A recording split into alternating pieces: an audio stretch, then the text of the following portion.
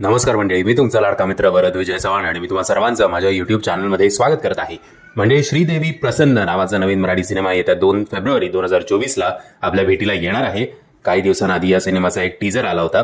आपण teaser review सुद्धा केला होता. हालाकी टीजर बघून मी जरा कन्फ्युज होतो. मला ऍक्च्युली कळलं नव्हतं की वन लाईन कळली होती, पण सईचं कॅरेक्टर कसं आहे, काय आहे, सिद्धार्थचं कॅरेक्टर असं का आहे, तो असं जरा कॉन्फिडन्स कमी असल्यासारखं का बोलतोय, या सगळ्या ही सगळी प्रश्न मला टीजर बघून पडली होती.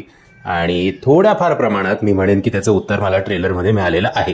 ट्रेलरमधली सगळ्यात आवडलेली गोष्ट म्हणजे थ्रूआउट द ट्रेलर जे काही म्युझिक चालू असतं ना मागे, ते खूप कॅची होतं. वेगवेगळे हिंदी गाणी असतील किंवा देखा जो तुझे यार हे गाणं त्याने थोडं मराठीमध्ये पण केलंय. सिनेमॅटोग्राफी उत्तम आहे, लोकेशन्स उत्तम आहेत. चकाचक मराठी चित्रपट वाटतोय. हल्ली चकाचक मराठी सिनेमा बघितला तरी खूप बरं वाटतं.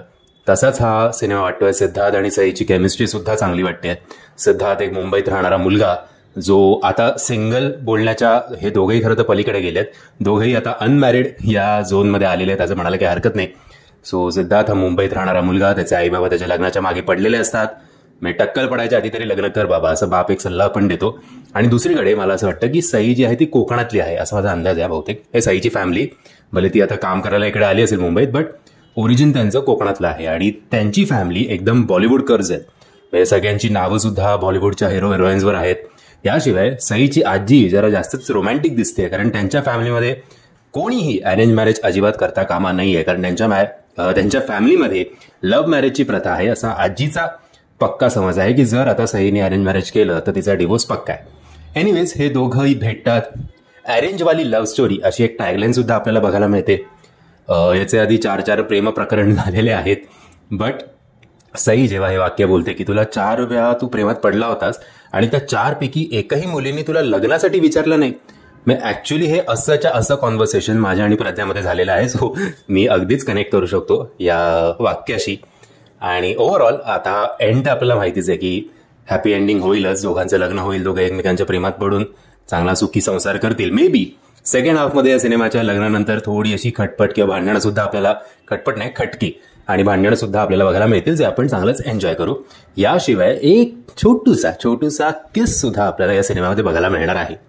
सो या दोघांची चांगली असलेली केमिस्ट्री, सईचं आणि दोघांचं एक आय थिंक एक्स गर्लफ्रेंड किंवा एक्स बॉयफ्रेंड किंवा आजीने बघितलेला मुलगा कसा असेल, आजी तर अरेंज मॅरेजच्या विरोधात होती असो, बट काहीतरी आहे की कुठेतरी एक मुलगा सईला आपटतो आणि त्यानंतर त्यांचं पण एक सॉर्ट ऑफ फ्लिंग काहीतरी असावं असं वाटतंय. सो हे 4 कॅरेक्टर्स आहेत टोटलमध्ये. त्यातनं सई आणि सिद्धार्थ एकमेकांसाठी कसं मार्ग काढत एक कसं प्रेम शोधणार याच्यावर आधारित हा ओव्हरऑल सिनेमा वाटतोय. चांगला प्रयत्न आहे. अनलाईक मराठी सिनेमा आहे. जरा आउट ऑफ द बॉक्स जाऊन काहीतरी करण्याचा विचार केलेला आहे. ट्रेलर बघताना स्टार्ट टू एंड मला असं वाटतंय की सई हा मूवी खाऊन टाकणार आहे. एक तर तिच्या फिटनेसला खरंच सलाम.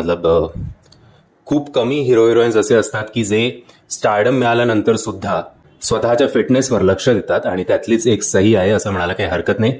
सिद्धार्थ मी स्वतः त्याचा चाहता आहे.